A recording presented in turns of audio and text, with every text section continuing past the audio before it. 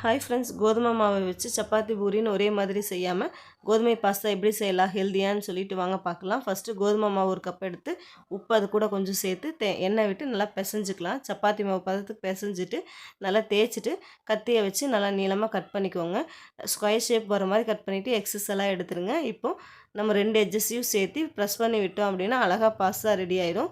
இப்போ தண்ணியை நல்லா கொதிக்க வச்சு அதில் உப்பு எண்ணெயும் சேர்த்துட்டு கொதி வந்ததும் பாஸ்தாவை போட்டு வேக வச்சு எடுத்துக்கலாம்.